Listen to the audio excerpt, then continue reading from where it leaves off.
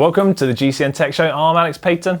And I'm Oliver Bridgewood. Coming up this week, we've got the new Colnago C68, some special edition shoes for the Giro, some Speedy Boy wheels, and some carbon rims that are said to be recyclable. Plus, with the rising cost of living, we're going to look at how you can potentially beat it by using a bike.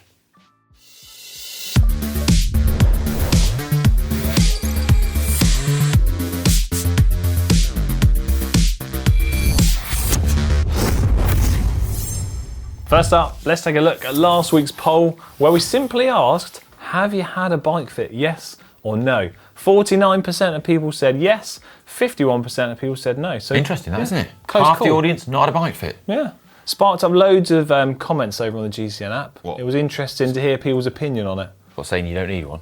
Well, some people were saying that, but lots of people were for it, so yeah. Oh, that's good. I'd definitely recommend someone has a bike fit. Yeah. Right, well, anyway, on to our main talking point this week, which is the cost of living crisis. So, petrol prices are rising, or gasoline if you're in America, and this is having a knock-on effect on everything else. Gas prices are also rising. So this is seeing, well, electricity prices increase and also the price of food. And all of this is, well, it's going to be quite alarming for some people. Quite a heavy hit on your wallet, isn't it? Now, there are loads of advantages to travelling via bike instead of driving or public transport. It's going to be getting you fitter, healthier. It's going to be better for the environment. Plus, the main thing we want to look at is the environmental impact, so the cost. I mean, I got my energy forecast bill through this week. The projection of what it's going to cost me for the year. It's like, this is gas and electricity. Okay. Like $2,500. That's actually quite a lot. I know. Thanks, Putin. We're gonna have to work extra. We're gonna have to work extra hours. I mean, that's basically 5 minutes of a GCNTech show. We're gonna have to eke this one out. To earn. So, research from a polling company called OnePoll found recently that cycling was by far the most cost-efficient way to travel to work, beating driving significantly, saving commuters on average £1,400 a year. Now that is in the UK, and yeah, we do spend considerably more on petrol in the UK than Americans do, for example, on gasoline. So it will vary from place to place where you are.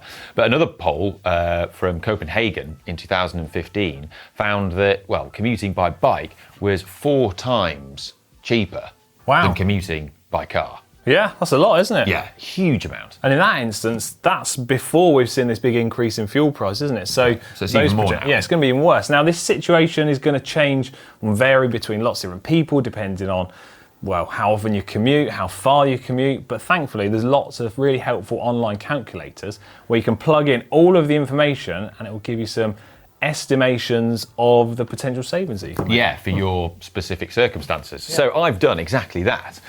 One such calculator is Omni, which you can go check out yourself. Now, if I put in petrol being about £1.6 or £1.60 per litre. It's probably fair in the UK, isn't it? That's about what it is at the moment. You can plot in various other metrics. So if I did a 10-kilometre commute by bike 5 times a week, then on sort of fairly easy-going roads, not too much congestion, then if I compare that to sort of an average sort of car and stuff, it works out over the course of 10 years of being a 7,861 pound or dollar, depending on what currency you're in, saving. That's which a is lot. A huge amount. I mean, that's well, if you can break it down to 1 year, it's just a tenth of that. Well, you've been conservative as well with a 10-kilometre commute, because lots of people would commute considerably further than that. Yeah, definitely. And I put in a fairly economic car, so for that 10 kilometres, averaging 30 miles to the gallon is, you know, once you're in stop-start traffic or going through a town centre, that's probably... Now, if you are driving somewhere, something else that you've got to take into consideration is the fact that you've got to park. Now, in busy city centres, like where we are at GCN Megabase, parking is blooming expensive. It's like £8 a day at Megabase. Yeah. Who made that up? Why is it so expensive around here? Bad council. So bikes and kit can be pretty expensive, but much less so than the cost of buying a car. And when you're commuting, you don't have to have the most fancy bike available. And far from it, actually, we'd probably recommend you use a slightly cheaper bike. Because Absolutely. commuter bikes, they take a bit of punishment, don't they? And they can be targeted by thieves. Yeah, you don't want something too expensive for commuting. You want something that's just utilitarian. Yeah, I mean, you wouldn't commute in a Ferrari, would you? Well, and if you would, you're an absolute baller, Yeah. and you're probably not that concerned about the rising cost of It wouldn't be top of your radar, would it? No, but I think it is worth pointing out some of the other kind of maybe hidden costs of commuting by bike, just to be fair. So you're going to end up, washing your clothes more as a result, which on average is, well, I've read statistics that it costs about 20 pence to do a wash. And that's a full washing load. Yeah. That's not just your kit. So, So not that much, and then you're going to be showering more because you're sweating more. So that's going to maybe cost you a similar amount of money every time you have an extra shower. And you're probably going to be burning more calories and eating a bit more, so your food bill's going to be a bit higher. But all in, it's still going to be significantly less than the cost of motoring and fuel. And the cost of public transport does vary a lot depending on where you go as well, doesn't it? Around the world. Yeah. Yeah. But yeah, the cost of trains in the UK is horrifically expensive. So if I get the train to GCN Megabase, it's £10.70p for a one return ticket. Every day. Well, I don't come into work every day. I don't do that much work. So I've actually plugged in some of the stats into this calculator based on me travelling to Megabase twice a week and then working from home on the other days. So it's a 27-kilometre commute each way. I've got my fuel cost. I've got an efficient car because I drive very carefully. And if I calculate those savings over the period of just 1 year, it says I'm going to increase my life expectancy by 15 days. I'm going to reduce my CO2 emissions by 690 kilograms, be the equivalent of planting 32 trees, and it's going to save me £670 and 26 pence. Well, quite a lot to unpick there, but Greta's going to be delighted. She's going to be happy. She's going to be delighted with you, and you can buy us lunch based on that. I think I looked at what it would cost me to get the bus for a year. Yeah. So if I got the bus, I come into work every single day. 5 times a week, getting the bus return ticket is about £4.20. It works out as over £1,000 a year. Still cheaper than driving though. Yeah, cheaper than driving, but £1,000 a year. Plus, you have to sit next to a load of annoying teenagers who are playing loud music. Rubbish music, just too on speaker on their phones. Yeah, it's really interesting, that calculator. So if you want to have a go yourself, plug some of the data in and see how much money you could save. And also, we've got a video coming out this weekend, haven't we, about the cost of fuel and cycling. Yeah, so we've done a video looking at the efficiency of cars versus bikes, the mechanical efficiency of it. So Alex, in a car, he gets 5 litres of petrol, and I get the equivalent amount of fuel in energy terms from SIS products. That's a lot. Yeah, it's like 42,000 calories. You don't think you're about to eat all that. If you haven't already, make sure you do subscribe so you don't miss that feature, because it's going to be a good vid.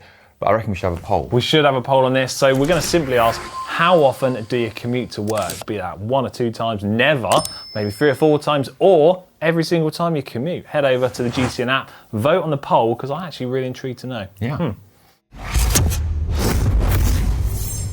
So now time for hot tech. Before we begin though, right, do you know there's that urban myth about how newsreaders and GCN presenters are all actually secretly naked from the waist down? Well, that's not true, but Castelli sent us a pair of their new Free Aero Race RC bib shorts. Oh, nice. Oh. Look at that. Are you actually a men's fitness model? Yes. Now, I can tell. Oh yeah. Thank you. Well, thanks for that, Castelli. They look blooming cool, don't they? Yeah. Well, we mentioned them on the show last week. But they're blooming so comfy, right? Put the bibs up over your hoodie. They've got these new straps on them, look, that sit nice and flat and are vented. I like them. They are very nice, yeah. So that's what we actually secretly wear all the time. Anyway, more hot tech now. We've got some new shoes from DMT. So these are a special edition KR0 released in line to celebrate the start of the Giro. Now, the special edition version was a white base model, and then they've got little flashes of black and pink, obviously, on them. And They've got super shiny silver bow dials. I love special Giro stuff. Take a look at those. Those are something else. Whew. They do look very smart. Yeah. We've, well, if you want to see them in action, we do have rights to the Giro d'Italia on GCN Plus, so you'll be able to spot them there. Territory restrictions do apply though. Check that. Anyway, next up, we've got some wheels from Chris King. And these are recyclable, which is kind of it's an emerging kind of hot topic trend for 2022. Because, as we've touched on in videos, carbon fibre isn't that great for the environment because it's pretty difficult to recycle it. So these are quite cool. Yeah, so Chris King think they've got a new process or technology to help make carbon slightly easier to recycle, because as you said, it's pretty tricky. So this is something they're calling fusion fibre, and it's a technology that Chris King have developed and built into the rims. So they say it's a nylon fibre bonding process, which is different to using your normal epoxy, and therefore it makes it a little bit easier and relatively clean to recycle the rims. Now, I don't know how true this is. I've never recycled a carbon rim myself, have you? No. No, I can't say I have. But they say in the unfortunate event that you do damage one and you send it back to them, they'll recycle it and turn it into something new. Pretty cool, eh? Good for the polar bears. We have to mention as well the launch of the Colnago C68, which has been the biggest bike launch for a long time. Yeah. Now, rather than go through all the details of the bike, because there is a lot to talk about, Si's done an excellent video of a first look at it. So if you want to find out more, check that out. But I think the overarching big thing for me with that bike is that most of the time we have, with most brands, whether it's Specialized, Pinarello, Canyon or whatever, the best bike you can buy from those brands is the equivalent of a Formula One car. Yeah. It's like the racing bike that Mathieu van der Poel uses, or Geraint Thomas or whatever, or Dylan van Baarle uses. Yeah. Whereas Colnago has gone down a route where they've got their C series of bikes and their C68, which is not the bike that they would suggest the best riders use in the Tour de France. It's not the out-and-out racing machine. I think that's an interesting distinction, because it is something you see with cars as well. Yeah. That you can buy amazing performance cars and you can buy Ferraris, but they're Ferraris that aren't designed for racetracks, really. Yeah, they're quite different, aren't they, to a race car. Yeah, like they're like not mid-engined cars, for example, that sort of thing. And so it's interesting to see that the top-end bikes that are designed for a different kind of cyclist, or something who wants something different from a bike and just wants an amazing bike, but not necessarily a Tour de France winning. So on top of all of the really cool, fancy details and the unique stuff about this bike, a couple of things which have stood out to me for a number of different reasons. They're a bit different. You've got an integrated headset multi-tool on a road bike. Don't tend to see that. You've got unlimited warranty on headset bearings, and they're using a ceramic speed bearing, which is using solid lubrication technology. It makes total sense. It makes total sense, and you get an NFT of your bike, which we've seen NFTs of bikes be around in the past, but this one is specifically linked to like the bike ownership. So when you receive it, it's all sort of authenticates that you're now the owner, and it's transferable should you ever want to sell the bike. I mean, it'd be interesting. Yeah, I'm interested to see how that affects the used price of that bike in years to come. Maybe it might make them worth more compared to bikes with an equivalent spec that don't have. I think it's something we might see other manufacturers start to move to soon. Who knows? Yeah. Well, we'll see. And finally in Hot Tech this week, it was the cycle show in London last weekend. I was there and I made a video of some cool hot tech, so make sure you check that out if it's your thing. But we also spotted some, as of yet, unreleased new Hunt wheels. Speedy boys. Check these out. Bit of hot wheel tech for you now. This is at the London Bike Show and it's from Hunt. Now these are some new aerodynamicist wheels which haven't been released yet. Now they're front and rear specific, so the fronts are available in 73 depth and also 83 millimeters. The rear is 87.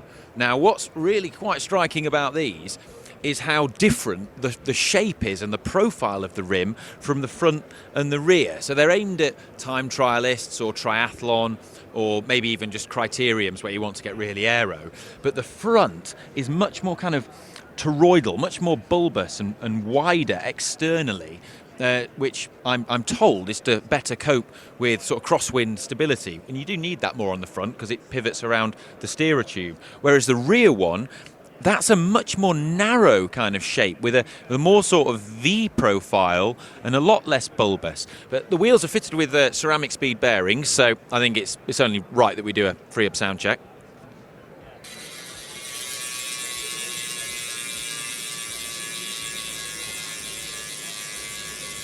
Oh yes. Oh yeah, that's the ticket. It's now time for the best bike shop in the world this week. Yeah, so if you want to submit a bike shop that you think is worthy of being celebrated as the best bike shop in the world, you can do in the GCN app. Submit your bike shop, put some spiel, write why it's worthy of being the best bike shop in the world this week, and also make sure you tag it with the hashtag bike shop. Right. That way we can find it. So where's the best bike shop in the world this week? Right, so this week, the entry is from Lamus85, and it's from Slow Twitch Niche, is it called? A small bike maintenance shop in Seabrook, Texas. Oh, Houston. Yeah, and it says they believe every bike deserves a second chance, and they truly mean it. I love bike shops like that, like ones that really take care of, like, you know, the low-end ones, and they're great for, like, well, we're talking about commuting. Yeah. They're the kind of shop where you're going to get like your best commuter bargain. If you're after a commuter bike that's just going to get the job done and just be bomb-proof, you know. It says they keep old bikes out of landfills and giving kids and adults bikes to rides, and they imagine that they've saved thousands from going to waste. Plus, they fix new and old bikes inexpensively, sell used bikes, coach beginners, and donate much of their proceeds to autism charities and local causes to support their community. That sounds great. Yeah, that is exact. Oh, brilliant. Absolutely brilliant. And like, apparently, well, sort of, was it Llama who's Llama says that they all travel 45 miles one way just to visit this bike shop because it is, the service offered is so good. And that's a lot, isn't it? It means a lot, yeah. Yeah. So I'm just looking on Google Maps, trying to get a feel for where this place is. And we've got a few other cool places around the corner. We've got a pizza place, barber shop. Everything's going on around here. Quantum sales. Quantum sales. So while you're doing your 45-mile trip each way, pick up some sales while you're there as well in town, and get some Tukey seafood as well around the corner.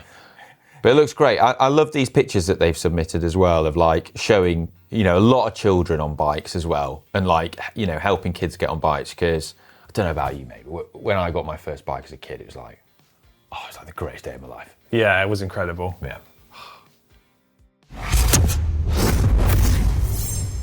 Time for the bike vault now. This is where you upload pictures of your bikes over on the GCN app, and then we judge them to be either nice or super nice. If they're super nice, the bell gets rung. So without further ado, what was last week's most super nice bike? It was by Rockin' Donuts, and it's this Fesca, I believe it's a Scalatore, with these outrageous sort of 6-spoke carbon wheels on it, and custom paint job.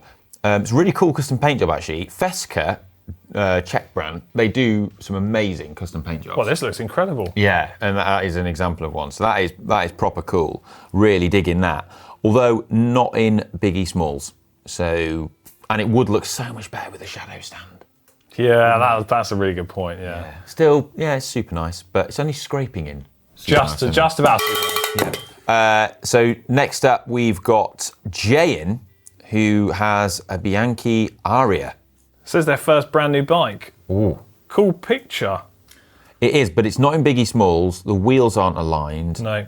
It's underexposed because of where the sun is. It's a nice. So nice. Sorry about that. Next one is from Stockport Rider. I wonder if they're from Stockport. And they're a rider. We could only guess. It's a Canadair Topstone from 2021. I mean, that doesn't look that like is Stockport. Not a Stockport. No. Certainly not the Stockport I know. No. Well, the bike looks incredible. But it's sunny. It's got a blue sky for one. Stockport's always grey. Can you see if they've got a shadow stand? Oh, how is that? I think there's a stick. Oh, I'm not happy about that. I'm struggling. I don't think there's a shadow stand. Well, maybe stand it's the shadow stand's just so good that you can't actually see it. Should we give them benefit of doubt? I might super nice it. Yeah, wheels aren't properly aligned, but it's cool, isn't it? I think cool. It's cool AF. Yeah, it's scraping. Nep Castillo next with a Specialized Creo SL. Is that background real, or is that like edited onto the photo?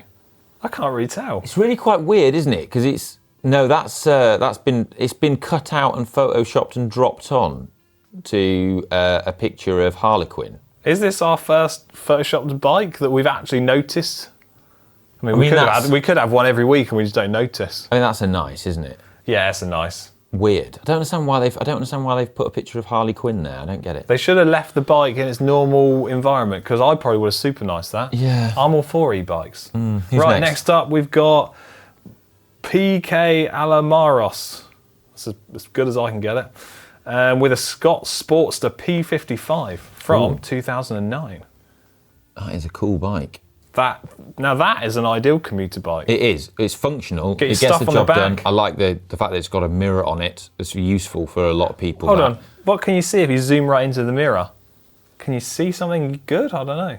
Oh, That's just the building behind them. I wasn't sure if you better see them. It's like a block of flats. yeah. Yeah. Okay. Yeah. Well, do you know what? Based on the facts we've just been talking about commuting by bike, the cost, how much you can save and stuff, I'm going to give this a super nice. I'm just going to go for it. I'm going to break the rules. All right, break the rules. We can make the rules. We make them. We can break them. Yeah. Who have we got next? ZM Baegel with a KHS Flight 320. I'm not familiar with this. No, I'm not especially familiar. They say it's a heavy aero bike. It's, for me, it's a nice, because the steer is off at a jaunty angle, and there's an obtrusive stick. Could have been a shadow stand. Yeah, just a nice, unfortunately. Yeah. Next up, we've got Mr. Frank 80. With a Trek Domani SL6. Oh, nice.